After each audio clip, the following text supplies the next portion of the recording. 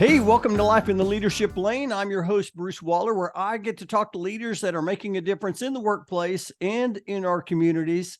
What did they do to get started, and what are they doing to stay there? And oh my goodness, you're in for a treat today as I'm getting to talk to another special leader. Today, I'm talking with Rory Seidens. Rory is, well, he's a vice president of human resources at HSI, that stands for Health and Safety Institute. And I've known Rory for a long time. Man, I'm so excited to have you on the show. How you doing, Rory? Hey, I'm doing great, Bruce. Thanks for having me. I always like to start the show kind of reflecting on when I met my guests or when they came into my path, if maybe I haven't actually met them. And for you, it was through the Dallas HR circles. I remember, I think you might have been at Copart back in the day, but I don't remember if it was Copart or if it was Great White. It was a long time ago. it was, but the one time that really stood out when I really enjoyed getting to know you a little bit was when we were in the Dallas HR mentorship program. Do you remember going through that? I do. We were both mentors to college students in the College kids. DFW area, right? That's right. That's right. I had a young lady that was out at University of Texas out in Dallas here, who was going through the program. That was a fun time. That was a fun time. I remember getting up to when we kind of kicked off the program. I went to the Dallas HR office and got to speak on that. I had a great mentee as well. It went to UNT, and so that's a great program they have going on. So hey, I'm glad to have you on the show. I always like to just ask my guests if they would share a little bit about their organization. So HSI, can you share a little bit about HSI and how you serve your customers? Yeah, absolutely. Love to. So our mission here is to make the workplace and the community safer and smarter. And we're a private equity-based our own company. We partner with our customers to be a single source provider of workplace safety and compliance training, environmental health, safety and quality compliance software, and professional skills and culture development training. So we're kind of a one-stop shop for them, and we've grown really rapidly over the last 3 years. A lot of acquisitions, and we have put together a great team of people across the United States, Canada, Australia, and New Zealand. And it's really become it's fun to go and meet all the team. As I traveled, everyone really has that spirit of loving to work for a company that makes a difference in people's lives, contributing to a safe workplace and helping people grow professionally. I love that. Do you get to travel to New Zealand and Australia? I have not yet. I was lucky enough to join in January of 2020, and we had just bought our Australian operation and was just getting ready to go, and then Armageddon hit. And we have just not made a chance to get over to Australia yet, as we've just continued to pick up companies here, but I'm hoping to get over pretty soon. I love how you use the power of yet. I read that in a Chip Gaines book one time, the power of yet, in the sense with I haven't been yet. And so I love that. I've always wanted to go to Australia. I worked for an Australian company before coming here, and I didn't get there the first time. This is my chance. I'm going to get there. That's fantastic. I love that. And I love you talked about making workplaces safer and smarter. We had an all hands meeting yesterday. Interesting that we're having this conversation today. And before the CEO got on, before anybody else got on, our chief of legal counsel got on and said, our safety will always be, our employee safety will always be our first priority. And I just loved how we started with that because that's what we're all about. I mean, we're out there helping families move across the U.S. and around the world, and we want our moving crews and our drivers all to be safe. And so I love that. Hey, let's I always love to share, the story of my guests, and I would love to hear the Rory Seidens story. Like, where did you grow up and how in the world did you get into HR and leadership? Boy, that's a long story, but so I grew up in Wisconsin. I grew up outside of the Milwaukee area in Waukesha, Wisconsin. Grew up there, graduated from high school in Waukesha, and went off to college, University of Wisconsin, in Whitewater.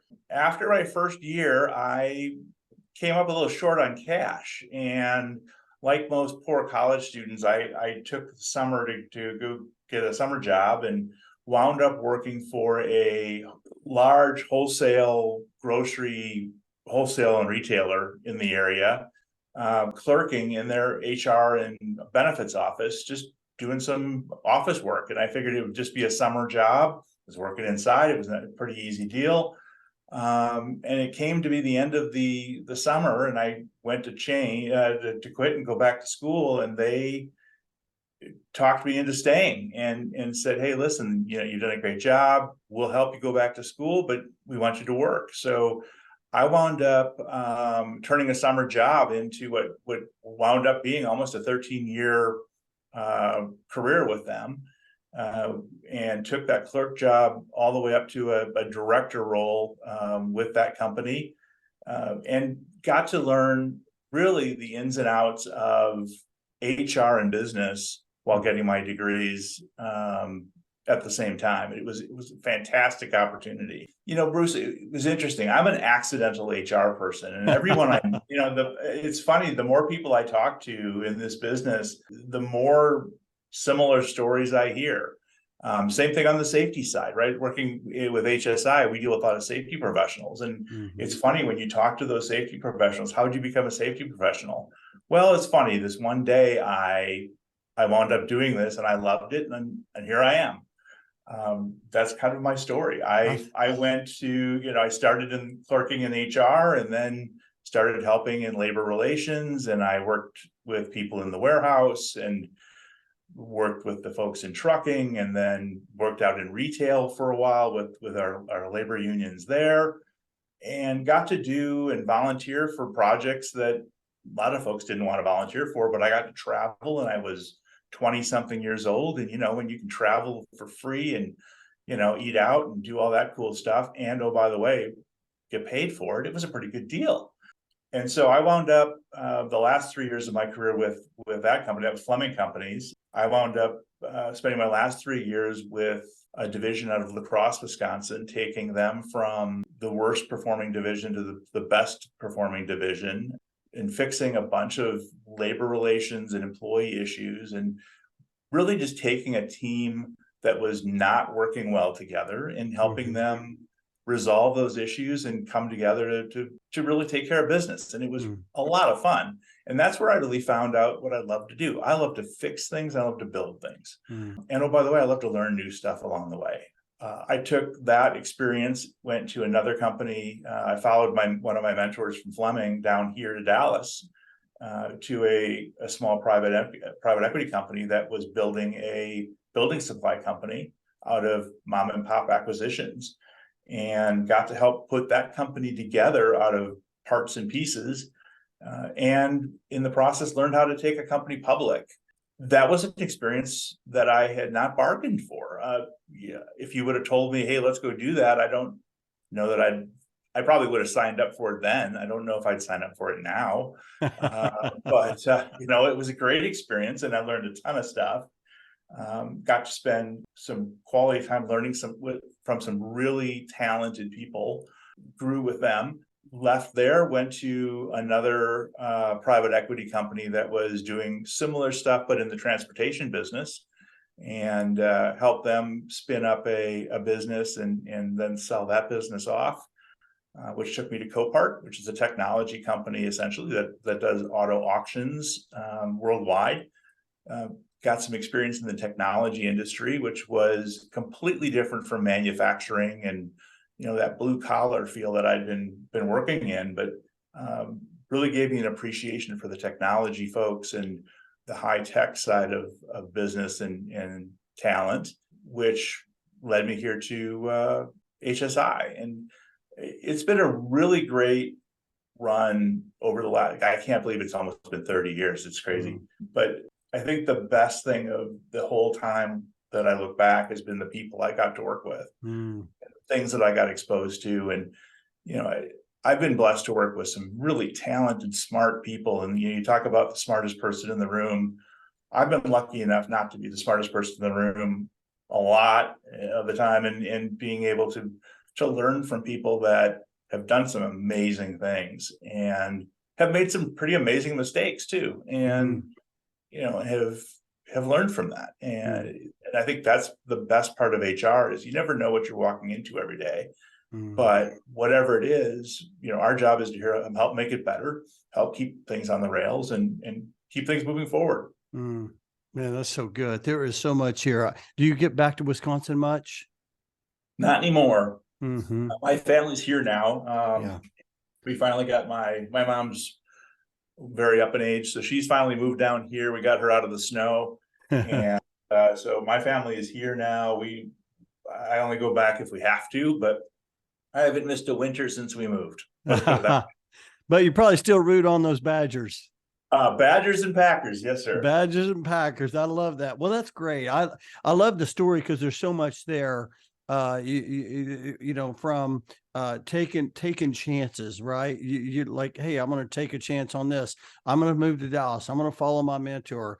Hey, I'm not afraid of failure. I know that, the failure's involved. And so we're going to talk a lot about that, but I do want to touch on mentors for a second, because you mentioned you followed a mentor. And I think that one of the things that I see is a common thread in high performers such as yourself is they all have people that helped them get to where they are today. I'm just curious if maybe you can talk. I mean, we talked about a mentorship program earlier where we were mentoring college students, but who is maybe a couple people that have helped you get to where you are today? And what was it that made them such a good, we'll call them a mentor? That's a great question. My wife and I were talking about this the other day, and we're commenting that we're blessed in how successful we've been. And I question whether it was are we good or are we lucky? Because I think I think it's a lot of luck too, that being placed in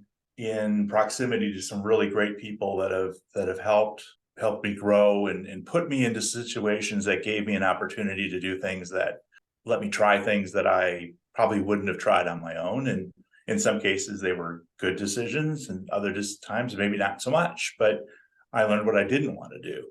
To answer your question, I think going way back, I would have to start with my dad, because he was a businessman, and from a very young age, I would go to work on the weekends with him and hang out at the office. But as I started my career at Fleming and started doing multiple things, he was that sounding board that I could come home to and just talk about problems, or talk about, I wonder why, or I can't believe someone so reacted like this, or I can't believe they made a decision of something else. And I would get an executive perspective on things, not only from a dad's point of view, but from an executive's point of view. So he helped me understand the thought processes and the way business actually worked from a very early on age.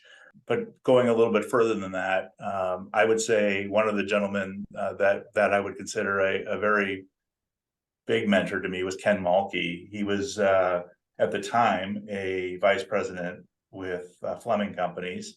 He went on to head up human resources at Builders First Source, left Builders First Source, went to Overhead Door, has since retired. But the thing about Ken was Ken knew how to put people in situations where their strengths, you could play off their strengths, but maybe even stretch them a little bit when they didn't know that they had the strengths to be successful. So he would throw you in the deep end, and he may not let you drown, but he'd let you go down once or twice, just to make sure that you knew if you could or couldn't swim in the deep end. And I appreciated the fact that he trusted me to go do things and gave me the opportunity to do those things. But I also appreciated the fact that he never let me drown. But when he pulled me out of the water, if I was going under, it was always more of so help me understand what you do different so you wouldn't drown next time. And have you thought about this and that? It was never how could you be so stupid to drown like that? Or, you just didn't have it. It was always more developmental. And so you asked what made him a mentor. I think it was more, I could I could talk to him about things, even when he was my boss. I could talk to Mm, him about things that I wasn't sure about, or I may be conflicted about, or struggling with personally, and not worry that that was going to impact his view of me professionally. mm, And he challenged me. He respected my viewpoint, and mm. I felt like he respected my opinion, but I knew I could trust him. I could seek advice, and to this day, I consider him a friend and a confidant. I would also say a gentleman by the name of Bob Goodell. He was my division president at Fleming the last 3 years. We got to know each other very, very well as we rebuilt that division, and fought in the trenches together as we had some employee relations battles together. And again, it was teaching me the business, but also putting me in situations that helped me grow, whether I knew I wanted to grow or not. And I, looking back, I wouldn't be able to do what I do today if I didn't have people like Ken or Bob to have put me in those situations, for sure. I love that. I love when you talk, first of all, about your dad. I mean, I got to tell you, I have chills because my father. That's kind of. I was thinking about my father. I'd go in and watch him and the way he did things and get advice from him. And as you're sharing that, I'm just like my mind's just going back to that place. And then, of Did course, you work for Did you work for hamburgers too? so yes, of course I did. The best at the bowling center, the best hamburgers in town. But it was like it's priceless when you can't see things as you're going on that journey. That it's kind of fuzzy because you're going through the journey of all these different things. But when you get to where we are today, you look back and it's just so clear. And and even if you don't, and there are so many others that I don't know if I'd call them mentors per se, but I would certainly consider them valuable counsel, for sure. That Hmm. I think there's more than I could count on valuable counsel. I have a guy that was actually one of my interns, a high school intern that worked for me at Fleming, that followed me to lacrosse, became a college intern, that now is a senior executive at a very large company in Chicago, and very successful.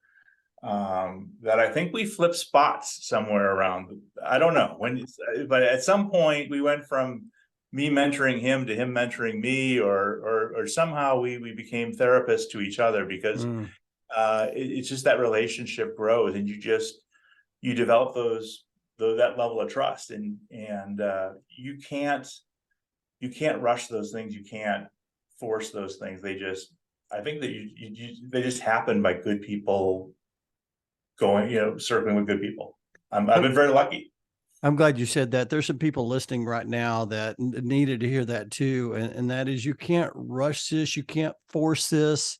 You have to just let them happen. And you just got to keep being, connecting with different people. And also what you also shared, I thought was very interesting is you're willing to open up and share your, I don't know, we'll call them weaknesses, but you have to be Yeah. willing to share and trust the process, that they won't look at you as well, they have this weakness, I'm thinking of them differently. You have to trust the process of, hey, I'm just going to show up, here's just who I am, and hopefully they'll help you along the way, right?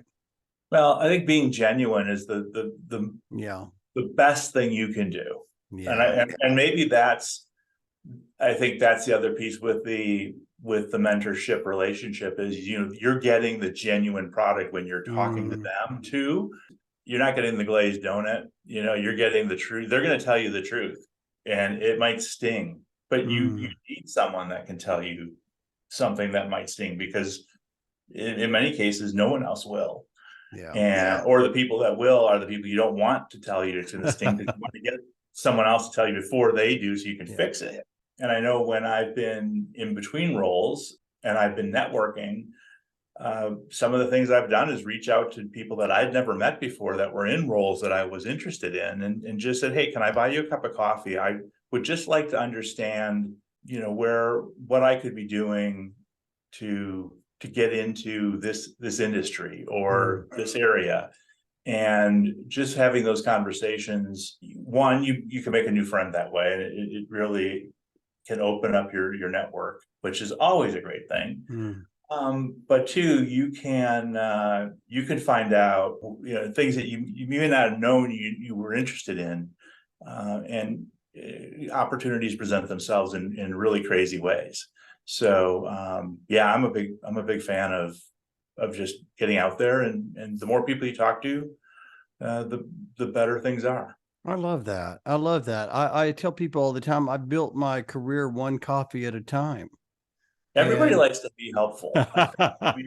If you ask someone to help you, I think there's very few people that would say, no, I don't want to help you. yeah. It's hard asking for help. I think that's probably the hardest part of the whole equation. You have to be smart enough to be able to ask for help, or know that you're not good at everything, and it's okay. Just know someone that is good at it. I'm glad you shared that. And I know there's people right now, they have their pen out, they have journals out, they're taking notes. I love that last part, because I think that's where a lot of people struggle, is asking for help. And I try to share with people, everyone wants to help. It makes them feel valued. The problem is they don't know how to help you unless you ask for help and what you need, right? Yeah, and be willing to listen to what they tell you. I mean, you may not like, you may ask for help thinking they're going to tell you one thing, and they tell you something different, and that's okay if you can listen to what they tell you and turn that into action. Someone that shares feedback with you, that's a gift, and it's all about how you receive it. And I know, I've been married a long time, and there have been times that my wife has said something that I particularly didn't like at the time, but it rattles around my head for a while, and I maybe puts it in the garage or doing something on the computer, and all of a sudden the light goes off in my head that says, aha, I got it now. I know what she's talking about, and I can now do something with it. But I think we all have to just be ready for that, and sometimes you just have to ask and then say, okay, thanks, and process. I love that. This is so good. Oh my goodness. Hey, let's talk leadership here. I always like to ask my guests on the show, if, there's so many different ways to define leadership. And if someone says, hey, Rory, what's leadership to you? How would you respond to that? I think, to me, it's a couple things. So to me, I think leadership's about helping instill a vision into the team, and helping put people in the right spots to leverage their skills to get things done, and to realize that vision. And I think, like I said before, if I think of the leaders that I valued the most, they were the ones that also allowed me to make mistakes, and didn't necessarily kill me for it, but also didn't let me get killed by that mistake, right? So if it was a fatal mistake, they weren't going to let me make that mistake. But for the serious bruises and get banged up, they may let me have that happen, but I learned from it. And they always took the time to help me assimilate that. They had my best interest in mind.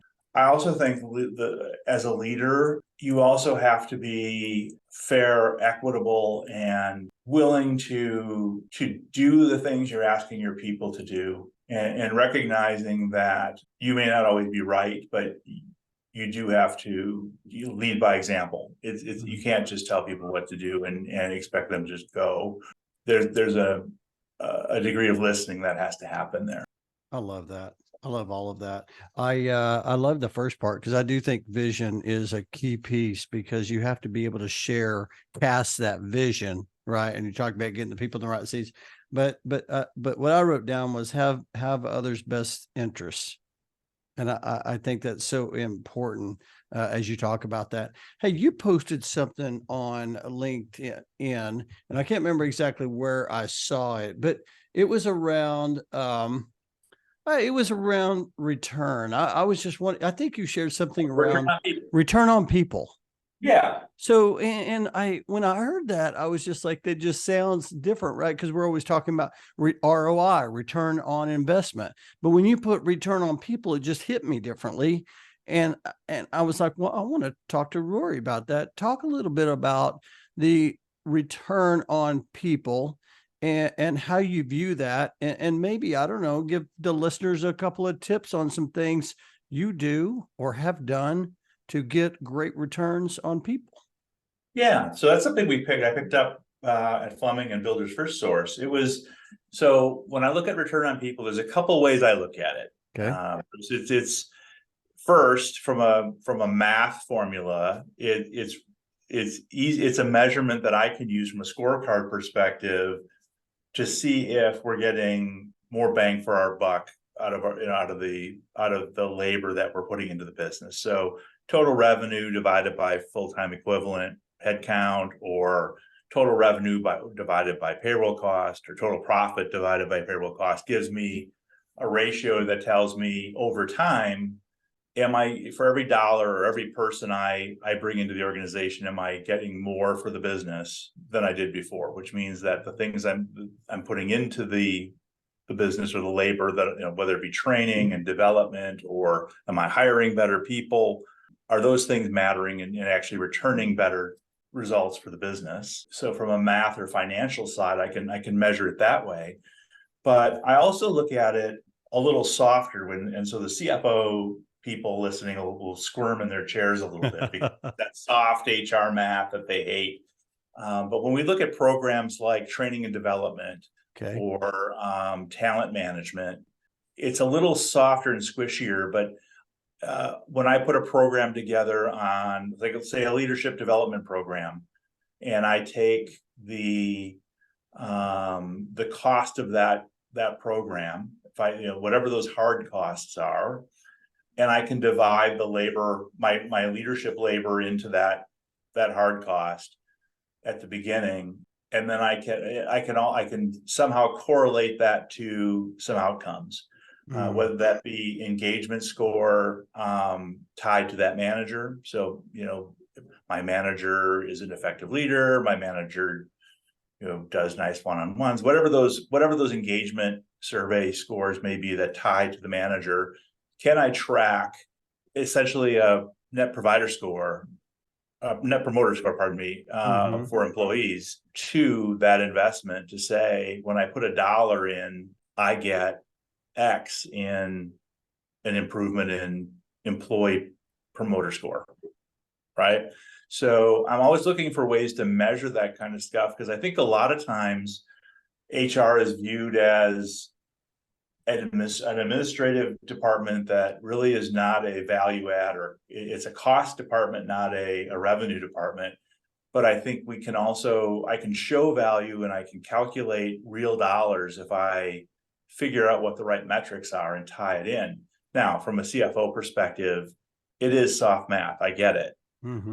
But if I can tie results of the business to, you know, more productivity with less headcount, or less turnover, less recruiting costs, therefore my budgets, you know, are less than they were before, I don't need as much money, that's, you know, whatever, I can be as an organization, we can be more effective. And if people are truly our number one asset, which, I mean, all the companies say that, if people are really our number one asset, how do I know I'm getting the best return on that? It's just one way that we measure that. And I've always liked that formula. It just gave me something a little more concrete, than it feels like we're doing better. Well, and I think what you're talking about, I mean, we all have heard what gets measured gets done, but what you're talking about is measuring the right things. I think And so. and not just that, you're coming from a business leader perspective. I always talk to different people in the HR community that you're not HR, you're a business leader serving HR. But when you start measuring things and you align those with the business objectives and goals of the organization, you can tell a story, all of a sudden your influence skyrockets, doesn't it? It does. And, you know, my mindset, I think, because of the way I came up through HR, coming up through the business and interacting with so many of the operations team members, I've always looked at it like that. I always looked at HR as being a my customer has been operations and the frontline business. So how do we, what's their operational goals and how do I align the people to that outcome? So having an ability to measure and tell the story, so it's not just, hey, do they like HR? I don't, that's fine. I would like you to like HR. But if I can tell the story, that's a whole lot more compelling. And it sure makes it a whole lot easier for me to argue that I need more money in a budget when I want to increase my training, or I want to invest in software or other programs, especially in economies like now where people are scaling back on some of that stuff. This is so good. Hey, what drives you as a leader? I love to build things and I love to be able to see things grow and I like looking back and seeing things that we worked on get better. So looking back over the last 3 years and being able to say, wow, look at how we built that or we fixed that. And it's so much better. Remember when we got here and it was just a train wreck. I really get excited about seeing people grow into roles and being able to talk to them and say, remember when we first met and you just joined the company and now you're leading a department. Or you told me 5 years ago you wanted to progress into a leadership role and you never thought that was going to happen, and here you are. We've made it happen. That's what gets me excited. I like helping people get to where they want to be and also get the company better off at the same time. I love that. You are definitely in your lane. I love it. Listen, I could talk about this all day long. This is so good. I know there's listeners right now that are taking lots of notes and this has been so helpful. I do like to ask my guests a question around advice. You've given a lot of advice today, but have you ever been given any advice? It was just so good. You just find yourself sharing that with others. Couple things. One, old warehouse guy, when we were going through some really tough times in the business and we didn't do as great of a job communicating bad news as we probably should have. And eventually had to communicate really bad news. Gave me the advice of just communicate. You need to communicate the bad news with us like you would as if it was good news, because we're grown-ups and we can take it. Don't sugarcoat it. Just tell us, treat us like adults. So I think one of the pieces of advice is treat every worker as if they were, remember they're adults. They can take bad news as well as they can take good news. So when appropriate, share the bad news, maybe even earlier than if you would share the good news, so that they can plan and they can get their head around it. They will be your ally. Second thing I would say is remember that there's someone who's always watching and noticing when you put in extra effort, even when there's nobody around. Someone's going to notice when you put in extra effort or do the right thing. It's amazing when you're the only guy in the building, but someone's going to notice at some point. So the extra effort matters. That's funny. I put out a blog last week and I talked about when I was a kid, my dad got these automatic scorers and I was bowling and I learned how to erase the frames. When you're keeping score with a pencil, you could tell. So I was looking around. I remember this. My dad was getting ready to open the bowling center. I was really the only one in there, but he was back in his office and I got a split and I went and hit the restored the score to erase the frame. And I got a strike after that. And I don't know, a spare or something. And my dad comes walking out and he said, "Hey, bowling pretty good, but I thought you had a split on that first frame." And he was watching the whole time. And I didn't feel good about it. Yeah. And so somebody's always watching, right? We're talking leadership here, but yeah. It's funny how that extra effort, my career, I think you too, Bruce, you've put in the extra time and the extra effort and you take care of, you do those little extras, they add up. Yeah. Oh, I like that. The little extras add up. This is so good. I appreciate you sharing all this. And by the way, communicating bad news like good news. That's hard to do, but it's Oh, man, so important, hard. right? It is. I mean, you think about it, people like to plan, and Yeah. I still don't like communicating bad news. It's hard, but Yeah.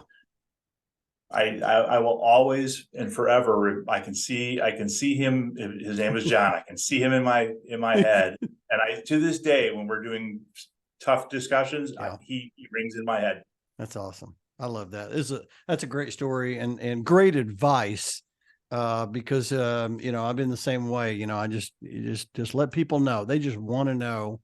And I love that. Appreciate it. Hey, we're going to shift to It's Time to Accelerate.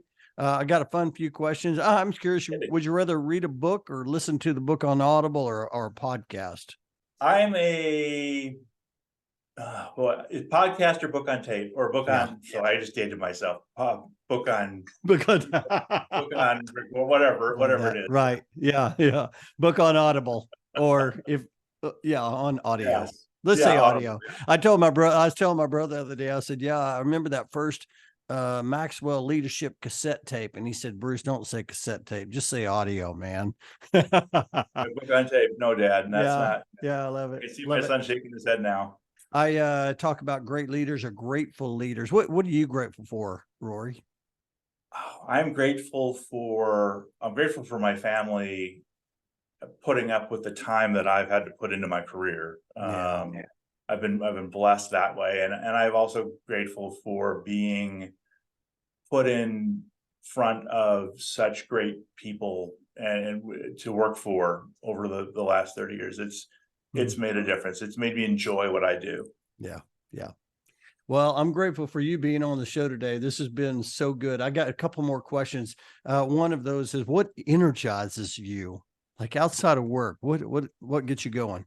I love spending time with our kids, and I like just do it yourself stuff, working around the house. I got some house projects over here. I mean,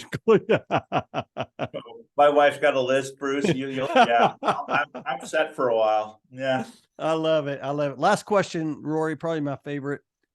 Rory, 10 years older, is around the corner knocking at your door, and you're going to go answer that door. What's he going to say to you? 10 years from now, what am I saying to myself today? I would say, while it's important to plan for the future, don't forget to enjoy the present. Life goes fast. Every day's precious. Call your mom. So good. I love it. I've got chills. That was just inspiring. I appreciate you, Rory, just coming on to the show today and sharing so much perspective and wisdom. I know the listeners got a lot out of this. If they heard something and they want to, I don't know, they want to connect with you or learn more, what's the best way for someone to connect? Yeah, they can find me on LinkedIn. Okay. They can also find me email wise at rseidens@hsi.com, and they can find me on Facebook as well. I will put your links in the show notes, and I always like to say, to the listeners, if you're reaching out and connecting to Rory, be sure to let him know you heard him on Life in the Leadership Lane podcast. It makes that connection easier, and share something that he said that that you learned or maybe that resonated with you. And so for that, I said, Rory, thank you. I appreciate you so much, and mostly I appreciate your friendship. Bruce, it's been a pleasure. Thanks so much for having me, and love the show. Awesome. I cannot wait to share this. I'll talk to you later. All right. Thanks so much.